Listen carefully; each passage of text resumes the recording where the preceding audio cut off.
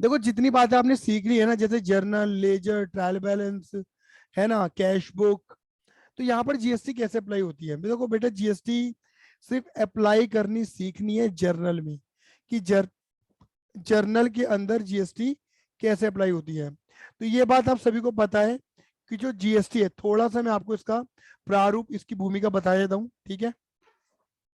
GST की full form होती है goods and goods and service tax. Goods and service tax, clear है? ये नहीं है? गुड्स एंड सर्विस टैक्स, ये 1 जुलाई 2017 में इंडिया के अंदर आ गया था बेसिकली। जब ये कानून आया था तो छोटे बड़े 17 कानूनों को हटा दिया गया था, 17 टैक्स हटा दिए गए थे और उनकी जगह पर एक टैक्स आ गया था, goods and service tax. Goods यानी कि जो भी आप फिजिकल प्रोडक्ट होता है जिसे आप खरीदते या बेचते हो, उसके ऊपर टैक्स लगेगा। सर्विसेज, जैसे कोई डॉक्टर, टीचर, हाँ है ना, वकील, ये सर्विसेज देते हैं, इनके ऊपर टैक्स लगेगा।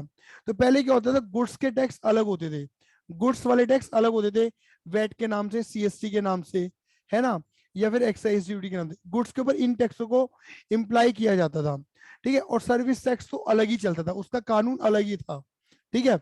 बट क्या हुआ, इन सारे कानूनों को हटा के सिर्फ एक कानून लगा दिया, जीएसटी। मतलब एक कानून, एक लो, एक टैक्स, क्लियर ही नहीं है? और सबके रेट अलग अलग डाल दिए, क्लियर ही नहीं है? यहाँ पे आपको रेट याद करने की जरूरत नहीं है, क्वेश्चन में आपको रेट गिवन होंगे। बात क्लियर हो गई? क्वेश्चन में आपको रेट ऑलरेडी गिवन होंगे, ठीक है। अब बात को समझना जरा, ठीक है। मैं आपको कहानी बताऊंगा कि मैकेनिज्म काम कैसे करता है। देखो एक बात समझना, एक तो होती है आपकी परचेज, सुनते हैं ना, सिर्फ आज हम कहानी कहानी पढ़ेंगे, ठीक है। एक तो आपकी होती है परचेज, ये कहानी है बड़ी इंपॉर्टेंट लेकिन, और एक होती है आपकी सेल। एक होती है आपकी परचेज और एक आपकी होती है मेरे बेटा जी सेल। एक परचेज होती है और एक होती है बेटा जी सेल। बात क्लियर हो गई? एक परचेज और एक सेल, अच्छा सर ठीक है। एक परचेज हो गई और एक आपकी होती है सेल, ठीक है। सरकार क्या करती है, सरकार ना छोटे व्यापारियों को हटा देती है, कहती है छोटे व्यापारी हट जाओ यहाँ से, छोटे व्यापारी हट जाओ। आज के डेट में वैसे छोटा व्यापारी है कोई नहीं, छोटे व्यापारी का मतलब वो कुछ भी नहीं कमाता, ठीक है ना। जो कमाने बैठा है वो ऑटोमेटिक ही बड़ा व्यापारी है। सरकार समझती है सब कुछ है, बस एक कहने वाली बात है, छोटे व्यापारी बोल देती है, लेकिन होता कोई नहीं छोटा व्यापारी, ये पहले बता के चल रहा हूँ। अगर एक छोटी सी ना 10 बाय 10 की भी दुकान होगी ज्वेलर की, तो भी उसका टर्नओवर 5 करोड़ का होगा, गारंटी बोल के चल रहा हूँ। एक छोटी 10 बाय 10 की दुकान बता रहा हूँ, एक छोटे से कमरा है, ठीक है ना, उसका भी टर्नओवर अच्छा खासा होता है, ये बात समझ के चलना, ठीक है। अब बात करना, आगे चलते हैं। तो बात करें मैडम छोटे व्यापारी की, तो सरकार कहती है छोटे व्यापारी हट जाओ, बड़े व्यापारी आ जाओ, सारे बड़े व्यापारी। अच्छा, बड़े व्यापारी कौन? बड़े व्यापारी कौन? सरकार ने बोला जो 20 लाख तक का, जो 20 लाख तक का व्यापार करते हैं साल में, ठीक है ना, वो व्यापारी 20 लाख तक का व्यापार करते हैं। सरकार ने बड़ा व्यापारी बोल दिया, क्लियर ही नहीं है, ठीक है। 20 लाख तक का व्यापार करते हैं, तो सरकार सरकार कहती है कि तुम जो भी काम करोगे ना, हम तुमसे उन कामों के ऊपर क्या लेंगे, टैक्स लेंगे। अच्छा, टैक्स लोगे? बिल्कुल, जो तुम काम करोगे हम उसके ऊपर तुमसे क्या लेंगे, टैक्स लेंगे। टैक्स क्या लेंगे? टैक्स लेंगे। अब जैसे एग्जांपल की बात करके चलते हैं, समझना। कोई मिस्टर रामलाल है, कोई मिस्टर रामलाल है, ठीक है ना। मैं पहले आपको देसी भाषा में बता रहा हूँ, फिर आगे मैं टेक्निकल करूंगा बातों को, ठीक है। इधर देखना, इधर देखना, मिस्टर रामलाल है। सपोज मिस्टर रामलाल जो है वो 25 लाख की सेल करते हैं। क्या करते हैं मेरे बेटा जी? 25 लाख की सेल कर देते हैं मिस्टर रामलाल। पूरे साल भर में कितनी सेल करते हैं मेरे बेटा जी? 25 लाख की सेल कर देते हैं। तो सरकार कहती है अरे इतनी सारी सेल कर रहा है तू, है इतनी सारी सेल कर रहा है, इतना इतना इतना इतना पैसा कमा रहा है, हमको नहीं देगा कुछ? समझे? हमको नहीं देगा कुछ, मतलब सरकार कह रही है अगर ये बंदा इतनी सेल कर रहा है, सुनते हैं ना, अगर ये बंदा इतनी सेल कर रहा है, यानी कि इसके पास क्या है, एक कस्टमर है, ग्राहक है, हाँ या ना, ग्राहक इससे माल खरीदने में मरा जा रहा है, हाँ ये ना।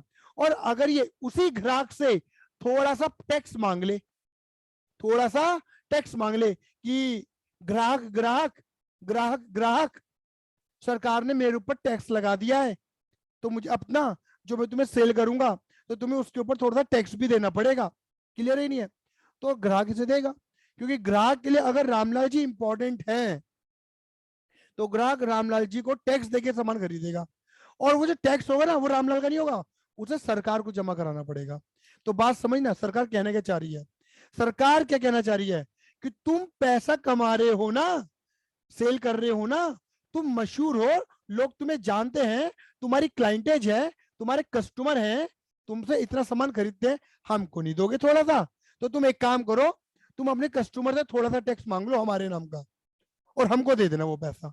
तो इसे बोलते हैं गुड्स एंड सर्विस टैक्स। मतलब जो भी बड़ा व्यापारी है जो अच्छी सर्विसेज, अच्छे गुड्स दे रहा है, जिसके पास अच्छी क्लाइंटेज है, अच्छे लोग हैं, अच्छे कस्टमर हैं, ठीक है ना, तो वो जो जितनी भी सेल करेगा, चाहे वो गुड्स बेचे या सर्विस बेचे, उसके ऊपर उसे टैक्स देना पड़ेगा। क्या देना पड़ेगा मेरे बेटे जी? उसे उसके ऊपर क्या देना पड़ेगा मेरे बेटे जी? टैक्स देना पड़ेगा। क्या देना पड़ेगा बच्चे? टैक्स देना पड़ेगा। ठीक है, ये बात समझना। तो ये तो है इसका बेस।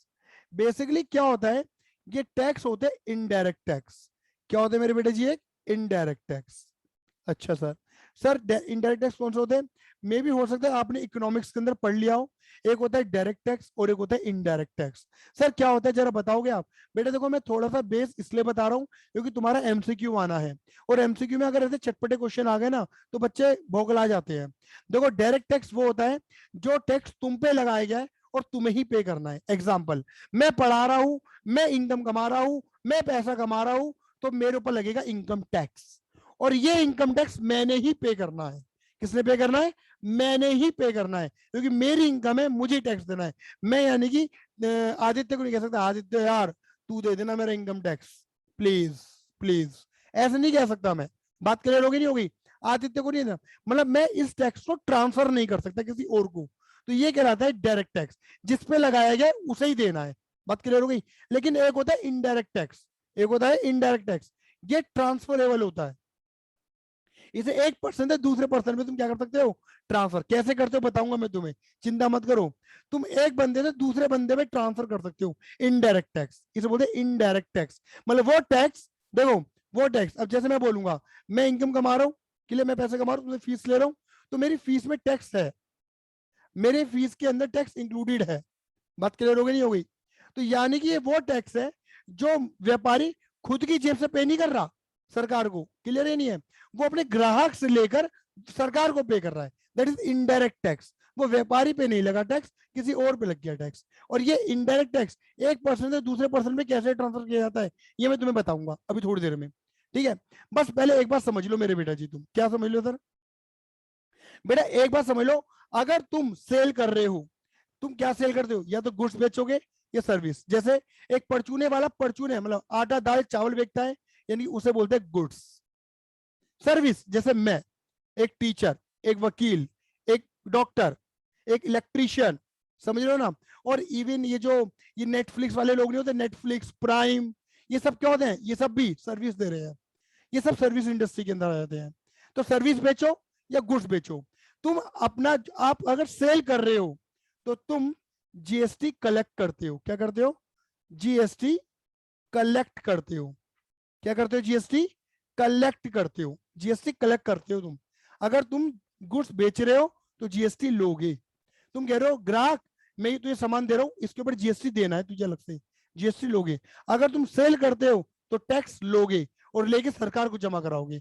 ये बात क्लियर हो रही है? लेकिन अगर तुम परचेस कर रहे हो तो तुम क्या करोगे? तुम जीएसटी पेड करके आते हो। एग्जाम्पल समझ लो, छोटे से एग्जाम्पल से बात खत्म कर दूंगा। तुम्हारे पापा गए दुकानदार के पास और एसी खरीद के लाए, तो आपको पता है आपके पापा ने उस एसी के अंदर जीएसटी पे करा होगा। उन्होंने एसी परचेस करा तो वो टैक्स दे के आए हैं, वो टैक्स दे के आए हैं। तो यानी कि जब परचेस करते हैं तो टैक्स देते हैं, जब सेल करते हैं तो टैक्स लेते हैं। बात क्लियर हो गई नहीं होगी? जब परचेस करते हैं तो टैक्स देते हैं, और जब सेल करते हैं तो टैक्स लेते हैं। अब देखो, मैं पहले एक नॉर्मल तरीके से तुम्हें समझा रहा हूँ, बात समझना जरा, ठीक है? बात समझना कैसे काम करता है टैक्स इधर, फिर थोड़ा बड़ा एग्जांपल से समझाऊंगा, ठीक है? इधर देखना, जैसे मैंने बोला कि मान लो तुम्हारे पापा ने अपने ऑफिस के लिए, तुम्हारे पापा ने अपने ऑफिस के लिए क्या खरीदा? एक एसी खरीदा। क्लियर ही नहीं है? और उस एसी के अंदर उन्होंने क्या करा? एसी परचेज किया, जैसे मैंने ये मान लिया। क्लियर है? और उस एसी के ऊपर पापा ने टैक्स, मान के चलो एग्जांपल दे रहा हूं, 5,000 का टैक्स पे करा। इसे बोलते हैं टैक्स पेड। इसे इनपुट टैक्स बोला जाता है। क्या बोलते हैं मेरे बेटा जी? Input tax. जो तुम पे करते हो ना, उसे तुम इनपुट कहते हो, इनपुट टैक्स। इनपुट, इनपुट याद कर लो। जब तुम परचेस करते हो तो टैक्स पे करते हो, उसे बोलते हैं इनपुट टैक्स। इनपुट, ठीक है? इनपुट टैक्स परचेस के टाइम पे। लेकिन पापा का ऑफिस है, पापा या तो गुड्स बेचते होंगे या सर्विस बेचते होंगे, तो पापा जब बेचेंगे तो क्या करेंगे? टैक्स कलेक्ट भी करेंगे, टैक्स कलेक्ट भी करेंगे। बोलो हाँ या ना? हाँ जी सर, करेंगे, बिल्कुल करेंगे। तो अब इधर देखो, मान लो पापा ने जितना भी सामान बेचा, जितना भी गुड्स बेचा, जितना भी सर्विस बेचा, टोटल टैक्स पापा ने कितना वसूल करा? 20,000 रुपए का वसूल करा। कितने रुपए का? 20,000 रुपए का टैक्स कलेक्ट करा। बात क्लियर हो गई? तो बेटा ये है सेल। सेल के ऊपर जो टैक्स दिया जाता है ना, उसे बोलते हैं आउटपुट टैक्स। क्या बोलते हैं मेरे बेटा जी? Output tax. क्लियर है? Output tax. कहानी को समझते हैं ना? जब परचेज करा तो टैक्स दिया, जब सेल करा तो टैक्स लिया। तो कुल मिला के देखो, पापा ने इतना टैक्स दे रखा है और इतना टैक्स कलेक्ट कर रखा है। और मैंने क्या बोला था कि टैक्स अपनी जेब का नहीं होता, टैक्स पापा का नहीं होता। टैक्स पापा को किसको देना है? पापा किसको देंगे टैक्स? गवर्नमेंट को देंगे, सरकार को देना पड़ेगा, क्योंकि सरकार ने बोला था कि पापा जी ये टैक्स लगेगा तुम पे, ये टैक्स देना है तुम्हें। तो पापा जी क्या बोलेंगे? अब व्यापारी को क्या फायदा होता है? सुनना, व्यापारी को क्या फायदा होता है? ठीक है, पापा जी बोलेंगे सरकार ये देखो, ये 20,000 का मैंने टैक्स कलेक्ट करा था, ये 20,000 का टैक्स मैंने कलेक्ट करा था, ये था मेरा आउटपुट वाला टैक्स, ये मेरा देना बनता है तुम्हें। लेकिन सरकार, मैं ऑलरेडी थोड़ा टैक्स दे चुका हूं, 5,000 का, क्योंकि पापा जी ने जिस दुकानदार को पे करा होगा ना, ये 5,000 का टैक्स सरकार के पास ही पहुंचना है। तो क्या करेंगे? ये 5,000 का टैक्स मैंने दे दिया। कुल मिलाकर समझ लो सरकार क्या कहती है, इधर समझ लेना मेरे बेटे जी। सरकार क्या कहती है?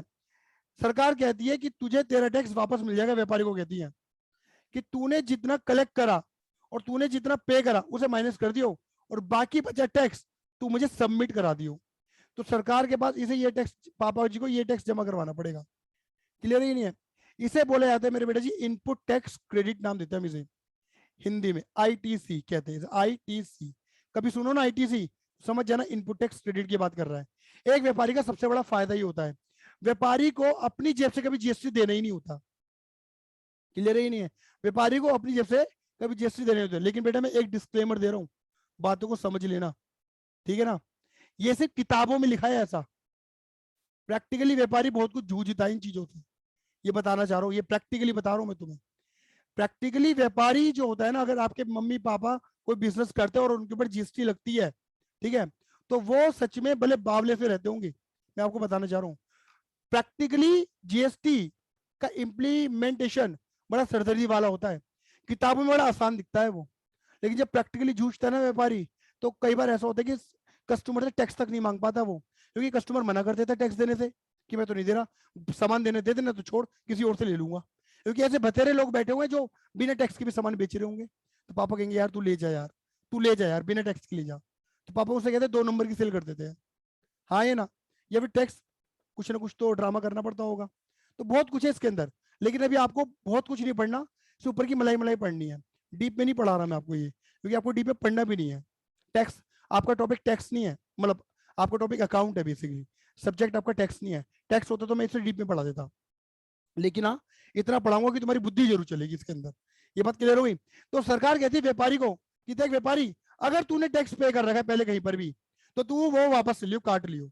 इसलिए पता है, तुम कभी देखना कभी भी देखना, पापा जी ने, एक एग्जांपल दे रहा हूँ, पापा जी ने एक फ्रिज खरीदा मम्मी के लिए, डबल डोर वाला, 1 लाख रुपए का। हाँ सर, ऐसा हुआ है हमारे घर में। और उसके ऊपर पापा जी ने, पता है, 18,000 का टैक्स दे रखा होगा। हाँ जी सर, बिल्कुल बिल्कुल सर, ऐसे ही हुआ है, बिल्कुल हमारे घर में भी। और पापा जी ने क्या करा, वो टैक्स जो है ना, वो जो फ्रिज है, उस फ्रिज को खर्चा दिखा देंगे पापा जी, कहां पर, अपनी कंपनी में। मतलब वो कह देंगे कि मैंने फ्रिज जो खरीदा है बिजनेस के लिए खरीदा है, मतलब वो बिजनेस का खर्चा दिखा देंगे। क्लियर है। और सरकार को बोलेंगे, सरकार देखो ना, सरकार देखो ना, मैंने 18,000 का टैक्स दिया था, अब मैं तुम्हें टैक्स काट के दे रहा हूँ। तो सरकार क्या कहते, ठीक है चल, 20 में से 18 काट ले। आया नहीं आया? तो पता होता क्या है इसमें, मम्मी का फ्रिज जो होता है ना, 1 लाख माइनस 18 सरकार से वसूल हो जाते हैं, और मम्मी का फ्रिज वही पड़ जाता है 82,000 का। यहाँ पर खेला जाता है बेटा जी, व्यापारी यहाँ पर खेलता भी है, ऐसी बात नहीं है, बड़े व्यापारी बहुत ज्यादा खेल जाते हैं यहाँ पर। तो ये होता है, सरकार कहती है अगर तूने कहीं पर टैक्स पे करा है तो वो तू वापस ले लियो। अब देखो, कहानी को समझना मेरे बेटा जी, थोड़ी सी जल्दी से कहानी को समझाएंगे। देखो, कहानी को समझना, इधर देखो बेटा। बेटा यहाँ पर मैं क्या कर रहा हूँ, इधर देखना बेटा, मैकेनिज्म। मान लो एक है मिस्टर ए, एक है बी, एक है सी, और एक है डी। ये 4 लोग हैं। इससे मैं बोल देता हूँ बेटा जी मैन्युफैक्चरर, यानी कि वो बंदा है जो गुड्स सामान बना रहा है। क्लियर है। इसे बोल देता हूँ मैं होलसेलर, ये तुमने पढ़ा भी होगा। ये वो बंदा है जो बल्क में माल खरीदता है, बल्क में माल बेचता है। और ये रिटेलर, ये वो है जो एक एक करके, दो दो करके यूनिट बेचता है। और ये बेचारा डी कौन है पता है, कस्टमर। प्लीज सुनते रहना मेरे बेटा जी, बहुत बड़ी बात समझाने जा रहा हूं मैं तुम्हें। तुम्हें लगेगा ओ तेरी की, ओ तेरी की बोल दोगे तुम, ओ तेरी की, समझ रहे हो। इधर देखो बेटा, पहले मैन्युफैक्चरर की बात करते हैं। मैन्युफैक्चरर ने, मान के चलो, एक पेन बनाया, ये पेन, मान लो ये पेन बनाया, ये इसने पेन बनाया 100 रुपए का, सारी लागत लगा लोगोगे, 100 रुपए का बनाया। लेकिन ये 100 रुपए का तो बेचेगा नहीं। हाँ सर सही बात कह रहे हो, 100 रुपए का थोड़ी ना बेचेगा। ये बेटा मार्जिन लेगा नहीं लेगा? हाँ सर बिल्कुल, मार्जिन क्यों नहीं लेगा, बिल्कुल लेगा मार्जिन। तो इसने क्या करा, इसने 50 रुपए का मार्जिन ऐड कर दिया। अच्छा सर, मार्जिन 50 का मार्जिन ऐड कर दिया, ठीक है। ये 150 का बेचेगा मिनिमम, एमआरपी की बात नहीं कर रहे बेटा हम, 150 एमआरपी नहीं है, ये 150 का बेच रहा है। और इसलिए 150 का किसको बेचा, होलसेलर को बेचा। बी आया ए के पास, भैया सामान कितने का दोगे, तो भैया ए ने बोला 150 रुपए का। सपोज मैं यहाँ पे जीएसटी मान लेता हूँ 10% की, मैं जीएसटी 10 की मान रहा हूँ। कई बच्चों ने अगर स्कूल में जीएसटी सीख चुकी है, तो बच्चे बोलते हैं सर हमने तो सीजीएसटी एजीएसटी पढ़ा था, उसके बाद अभी हम करेंगे, उसकी चिंता मत करो, चिंता मत करो, सारी बातें करूंगा। ठीक है। तो ए ने बोला कि भैया ए 150 का तो सामान है, प्लस 15 रुपए टैक्स, 150 का 15%, तुझे 165 रुपए देने हैं। कितने देने हैं, 165 रुपए देने हैं। ठीक है। तो बी ने बोला ठीक है, ए ने बोला बी से कि भैया तुझे 165 रुपए देने हैं, तो बी ने बोला ठीक है। बी ने क्या करा, 165 रुपए दे दिए, 165 रुपए दे दिए। क्लियर है। अब 165 रुपए जब ए के पास आ जाएंगे, तो 150 रुपए तो ए अपने पास रखेगा, खुद की पॉकेट में, पी फॉर पॉकेट। और जो 15 रुपए का टैक्स था ना, ये सरकार को दे देगा, ये गवर्नमेंट का होगा, सरकार ले ले 15 रुपए का टैक्स। अब सरकार पूछती है बी से पूछेगी, अरे बी, ये जो सामान है, ये तो तूने 150 का सामान खरीदा है, ये तू खुद यूज करेगी बेचेगी? तो बी बोलेगा मैं तो बेचूंगा रिटेलर को। अच्छा, तो तेरा टैक्स तुझे वापस मिल जाएगा। अच्छा, वापस मिल जाएगा। अब मुझे बताओ, अगर इसे जो 15 रुपए का टैक्स दिया है बी ने, इसे वापस मिल जाएगा, तो बी क्या बोलेगा कि मुझे तो सामान 150 का ही पड़ रहा है, 15 तो सरकार वादा कर रही है वापस करने का, है ना। इन्हें 15 रुपए का टैक्स दे रखा है ना, इसे वापस मिल जाएगा, वादा कर रखा है। हाँ जी बिल्कुल। अब इसको 150 का पड़ा है सामान, ये 150 का थोड़ी ना बेचेगा, ये भी अपने मार्जिन ऐड करेगा। सब और 100 रुपए का मार्जिन ऐड करा। तो ये सामान बेचना चाहता है कितने का, 250 रुपए का बेचना चाहता है। कितने का, 250 रुपए का बेचना चाहता है। ठीक है। और इसने 250 रुपए का बेच दिया किसको, रिटेलर सी को बेच दिया। अब क्या होगा, ये बोलेगा 250 रुपए प्लस 10% टैक्स, अभी लगाएगा 25, 250 रुपए के ऊपर टैक्स, 25 रुपए का टैक्स। और कहेगा भैया, अरे सी 275 रुपए देने तुझे, 275 रुपए। तो सी ने 275 रुपए दे दिए बी को। अब ये क्या करेगा, ये 250 रुपए तो अपनी जेब में रखेगा। अच्छा भैया, और जो इन्हें 25 रुपए टैक्स लगा है, अच्छा हाँ, इन्हें 25 का टैक्स लगा है, सरकार को दे देगा? नहीं नहीं नहीं नहीं नहीं नहीं, सरकार ने वादा करा था ना, सरकार ने वापस करा था ना, वादा करा था कि 15 वापस मिल जाएंगे तुझे। तो सरकार बोली कि देख 25 का टैक्स है, तू 15 माइनस कर ले अपने पहले वाले। तो इसके पास से देखो क्या हुआ, इसने ही पे करे, यहाँ काट लिए, बाकी 10 रुपए तू मुझे दे दे, ये सरकार को दे देगा। तो सरकार के पास देखो कितना टैक्स आया, 15 ये, 10 ये। फिर क्या हुआ, अब पूछा सरकार ने किसे, सी से, अरे बेटा सी तू इसे आगे बेचेगा या खुद यूज करेगा? सी बोलेगा नहीं नहीं मेरे तो ग्राहक हैं, ग्राहक लेके जाएंगे मुझे सामान खरीद खरीद के। बोलो हाँ ये ना, क्लियर है? ग्राहक लेके जाएंगे मुझे खरीद खरीद के। अच्छा, तो तुझे भी तेरा टैक्स वापस मिल जाएगा। जब इससे तो 25 का टैक्स दिया था सी ने, तो कहेगा अच्छा जब 25 मिल जाएंगे तो मुझे कितने का पड़ रहा है, 250 का। अब इसे भी मार्जिन चाहिए, सपोज इसे 150 रुपए का मार्जिन ऐड करा, एग्जाम्पल दे रहा हूँ बेटा, ये मत कहना कि 50 100 150 चलता ही है, मैं एग्जाम्पल बदल रहा हूँ बस। तो सामान हो गया 400 रुपए का, और इसने क्या करा, ये सामान ग्राहक को बेचा और टैक्स भी लगाया 40 रुपए का, 440 का सामान दे दिया इसने, 440 का सामान दे दिया, 440 का सामान, क्लियर है ये नहीं है? और क्या करा, 400 तो अपनी जेब में रखे, बाकी 40 सरकार को नहीं, इसने टैक्स दिया था 25, वो काट लेगा ये, 15 रुपए सरकार को दे देगा अपना काट के, समझ रहे हो? मतलब अगर आप सामान को आगे फॉरवर्ड करोगे, आगे बेचोगे, तो तुम्हारा टैक्स वसूल हो जाएगा तुम्हें, जो तुमने पहले पे करोगा। मतलब अगर परचेज के टाइम पर, जब तुमने परचेज किया था, बी और सी के अकॉर्डिंग समझो, जो तुमने परचेज करा था तो टैक्स पे करा था, परचेज करते हुए टैक्स पे करके आए थे, तो जब सेल करोगे ना, तो सेल के टाइम पर वो टैक्स वसूल हो जाता है। अब देखो, अब कस्टमर से पूछेंगे हम, अरे कस्टमर, कस्टमर कौन होता है, जो सामान को यूज कर लेगा, तो कस्टमर को बोलेंगे अरे कस्टमर ये सामान तो खुद यूज करेगा या बेचेगा आगे? सर मैं तो कस्टमर हूं, मैं तो यूज करूंगा। तो बात खत्म, तो यूज करेगा ना, बेचेगा तो है नहीं, तो सारा कंजम्पशन तेरा, सारा बर्डन इसके ऊपर आ गया। तुझे सामान 440 का पड़ा और तूने यूज कर लिया, बात खत्म, हजम खजम कर दिया, खत्म कर दिया मामले को। अब देखो तुम इधर, तुम्हें प्रूफ करूं, देखो एक चीज प्रूफ करने जा रहा हूं, बहुत इंपॉर्टेंट बात प्रूफ करने जा रहा हूं। 100 रुपए का सामान था, हाँ जी सर था। 50 रुपए का मार्जिन ए का था, हाँ जी था।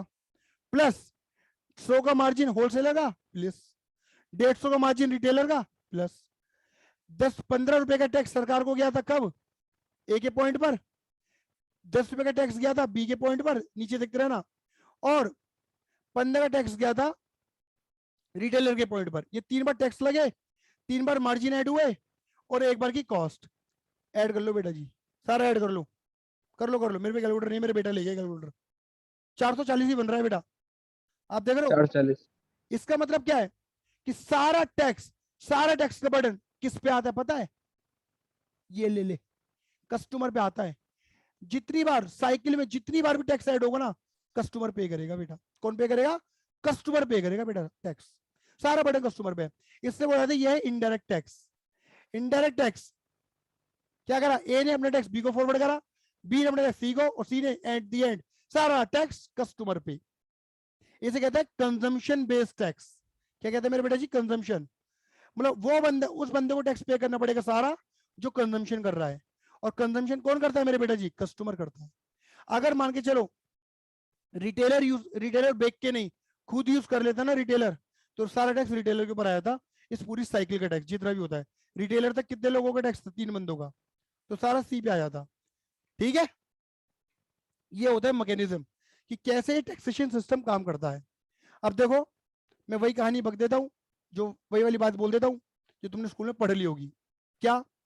कि बेटा मुन्ना राजा, जीएसटी जो होते हैं ना, GST, goods and service tax, वो 3 तरीके की होती है बेटा जी, सुनते रहे ना, 8 मिनट की कहानी है बस।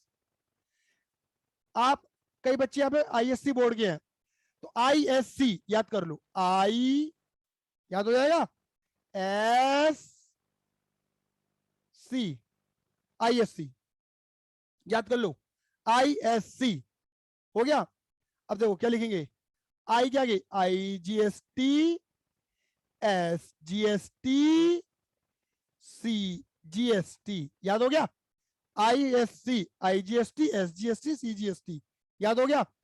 देखो ये जो है ना, ये हस्बैंड एंड वाइफ है, तेरे बिना मैं कहां रे, बात क्लियर होगी, तेरे बिना मैं कहां रे। तो ये दोनों टैक्स साथ में चलते हैं मेरे बेटा जी, ये दोनों साथ में चलते हैं। और बेटा ये अलग है, ये है योगी जी, अलग चलते हैं बिल्कुल, ठीक है ना? इसका नाम होता है integrated, integrated GST, goods and service tax. इसका मतलब होता है स्टेट, और इसका मतलब होता है central. Central GST, state GST, integrated GST. Sir ये क्या है, कैसे बताओ ना थोड़ा सा। बेटा देखो, एक होती है intra state sale and purchase. Intra state sale and purchase, अच्छा भैया, इंट्रा स्टेट सेल परचेज। और एक होती है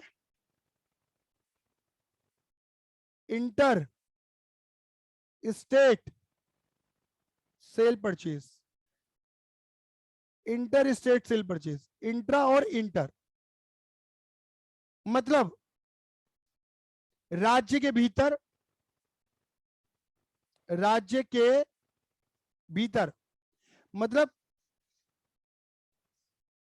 विद इन स्टेट। अगर मैं गाजियाबाद में हूं और लखनऊ वाले किसी व्यापारी को सामान बेच रहा हूं या खरीद रहा हूं तो उसे बोलते हैं इंट्रा। यूपी बहुत बड़ा है तो विद इन स्टेट, यूपी के अंदर ही अगर मैं सेल परचेस करूंगा, यूपी की यूपी में ही, यूपी के बंदे से खरीद रहा हूं, यूपी के बंदे को ही बेच रहा हूं, तो वो वहां पे लगेंगे दो टैक्स, एसजीएसटी और सीजीएसटी। अगर अगर हम अपनी स्टेट में काम करें, दिल्ली में है तो दिल्ली के अंदर ही मामला चल रहा है, दिल्ली के अंदर ही सेल, दिल्ली के अंदर ही परचेज, तो ये टैक्स लगेगा एसजीएसटी और सीजीएसटी। लेकिन अगर मैं हूं यूपी में और दिल्ली माल बेच रहा हूं या दिल्ली वालों से माल खरीद रहा हूं तो लगेगा आईजीएसटी, यानी कि out of state. Out of state, राज्य के बाहर। बात क्लियर हो गई? एक चलेगा आईजीएसटी, एक चलेगा। देखो पहले बता रहा हूं, ये जो स्टेट है ना इसका पैसा स्टेट गवर्नमेंट रखेगी, और ये जो सेंट्रल है इसका पैसा सेंट्रल गवर्नमेंट रखेगी। सेंट्रल का मतलब है मोदी सरकार, स्टेट का मतलब है योगी सरकार, मतलब हमारी यूपी के अकॉर्डिंग, है ना। वैसे तो बंगाल में तो दीदी बैठ गई हैं, क्लियर है। लेकिन जो आईजीएसटी वाला पैसा होता है सर वो कौन रखता है? आईजीएसटी के पैसे को दो पार्टी बांट दिया जाता है, आधा आधा, स्टेट और सेंट्रल। जाने स्टेट सेंट्रल पे पास है, आधा स्टेट लेता है आधा सेंट्रल लेता है। लेकिन सेंट्रल तो एक ही होती है पूरे देश की सरकार, सेंट्रल का तो रूल क्लियर है। लेकिन स्टेट बहुत सारे हैं हमारे यहाँ पर, तो ये पैसा किस स्टेट को दिया जाएगा इसके ऊपर जीएसटी कानून के अंदर प्रावधान लिखे हुए हैं। वो प्रावधान तुम्हें पढ़ने की जरूरत नहीं है, लेकिन आपको बता देता हूँ, जहां पर कंजम्पशन होता है ना वहां पर उस वाली स्टेट को ये टैक्स दे दिया जाता है। जहां पर कंजम्पशन होता है, सामान यूज किया जाएगा, मतलब जहां का ग्राहक होगा ना उसको मिलेगा वो पैसा, मतलब इंटीग्रेटेड का आधा हिस्सा उस वाले स्टेट को मिलेगा। लेकिन मैंने आपको बता दिया। अब देखो, एक होगा परचेस इंटरस्टेट, एक होगा सेल। मैंने क्या बोला, सेल के टाइम पर तुम क्या करते हो, आउटपुट टैक्स, आउटपुट सेल करते वाला टैक्स, और परचेस पे क्या लिखते हो, इनपुट सामान खरीदते वाला टैक्स। तो ये तो बोला ही है मैंने, इनपुट।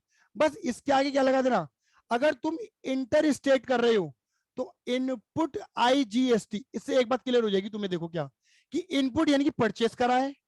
इनपुट कब आएगा कि हमने परचेस करा है, इनपुट यानी कि टैक्स पे करा है हमने, ये हम टैक्स पे करके आए हैं, ये पेड टैक्स है हमारा, क्लियर है। और आईजीएसटी से क्लियर हो जाएगा कि अच्छा राज्य के बाहर से खरीदा था सामान, ये बात क्लियर हो गई।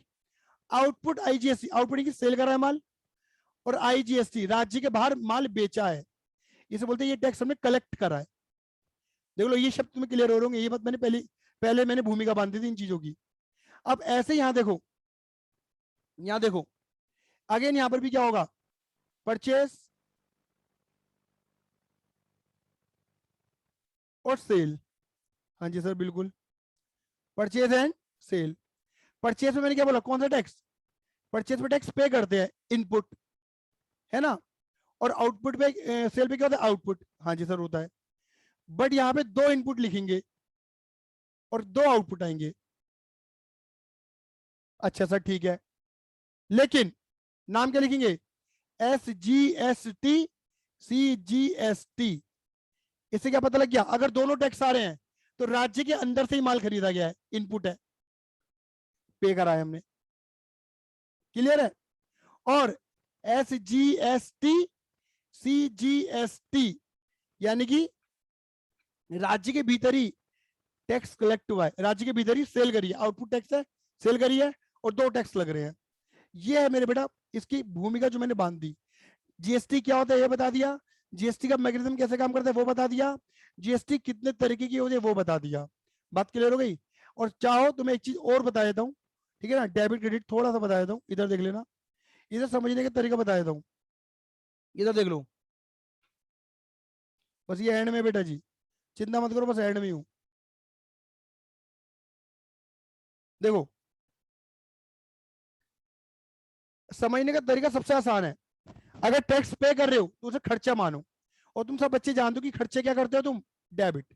हाँ भैया ये तो याद हो गया, मतलब इनपुट टैक्स, इनपुट देख लो मैंने कोई सा भी हो, वो डेबिट ही होगा, पे कर रहा हूँ ना, और कलेक्ट कर रहे हो ना, हालांकि इनकम नहीं होती, ठीक है ना, कलेक्ट कर रहे हो ना, इसे इनकम मान लो, समझने के लिए शॉर्टकट में इनकम मान लो, टैक्स दे रहे हो तो खर्चा मान के डेबिट, ले रहे हो तो इनकम मान के क्रेडिट।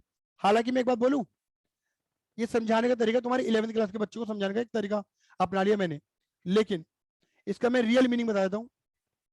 होता क्या है, ये जो मैंने क्रेडिट माना है ना, सरकार इसे क्रेडिट क्यों करती है, क्योंकि सरकार कहती है जो तूने टैक्स कलेक्ट करा है ना, ये तेरा नहीं है। जैसे मैंने अगर टैक्स कलेक्ट करा है तो ये टैक्स मैंने अपने कस्टमर से लिया है, इस टैक्स पे मेरा हक नहीं है, सरकार का हक है, तो सरकार का पैसा मेरे पास है, ये टैक्स मुझे सरकार को देना है, सरकार का पैसा मेरे पास है, तो मेरे लिए क्या बन जाएगी, लायबिलिटी। और लायबिलिटी का नेचर क्या होता है मेरे बेटा जी, क्रेडिट का। हाँ सर बिल्कुल सही कह रहे हो। अच्छा दूसरी बात, इसे सरकार डेबिट क्या बोलती है, इनपुट वाले टैक्सों को। सरकार कहती है देख भाई ये तेरी एसेट है, क्यों, तूने टैक्स पे कर दिया ना, हाँ सर पे करा है, और तुझे टैक्स मुझसे कवर करना है, मतलब सरकार से लेना है वापस, हाँ सर लेना है, तो तेरी एसेट बन जाएगी, और एसेट का नेचर होता है डेबिट का। रियल मीनिंग एसेट और लायबिलिटी का आता है, ये बताना चाह रहा हूं मैं तुम्हें, लेकिन समझाने के लिए आप इसे इनकम एक्सपेंस मानो, जल्दी ये एंट्री समझ जाओगे। बात क्लियर हो गई, क्लियर है। अगर फिर भी कोई दिक्कत परेशानी है तो मुझसे पूछ लेना, 9953 247951 पे, कोई भी परेशानी हो। ये पूरा इंट्रो था, इसकी हम बात करेंगे जनरल एंट्री की नेक्स्ट क्लास के अंदर।